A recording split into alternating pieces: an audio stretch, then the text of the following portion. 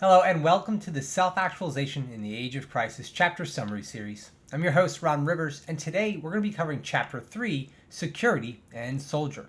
So when we think about our spiritual systemic project as self-actualizers, we have to confront what is going to be most likely one of the largest and most significant barriers to progress in the long term, which is the state's monopoly on violence.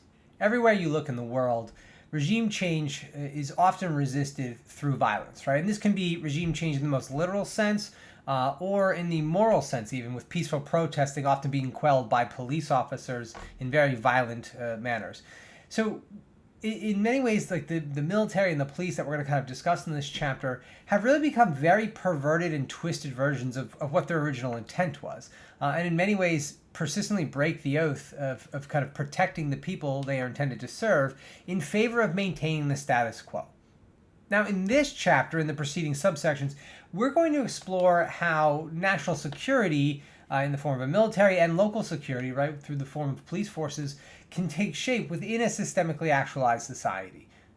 Now, I want to add some context before we kind of dive deeply into this, in that we're really critiquing the systems themselves and not the individuals. So I really want to emphasize that.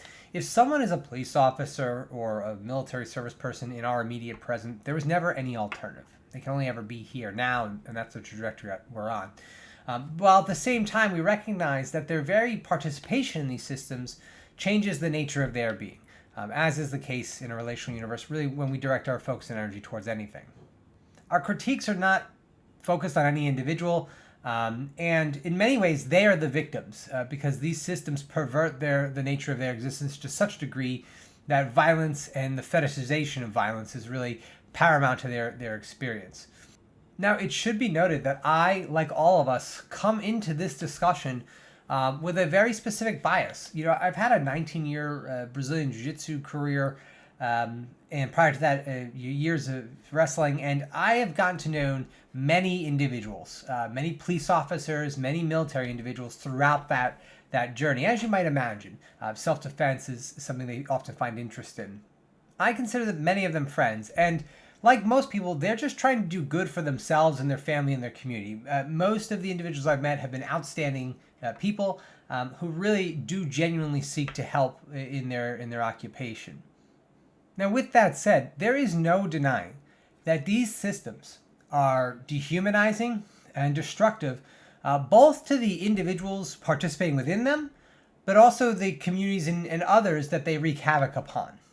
Through these systems, we program human beings to really embrace an extreme otherness, to dehumanize the other, so as to maximize our capacity to interact with them with force, to do whatever it takes to get obedience out of them. Again, these systems are in large part responsible for warping the individual participating to an extreme apprehension and fear and anxiety towards the other, whereas the most natural response becomes violence.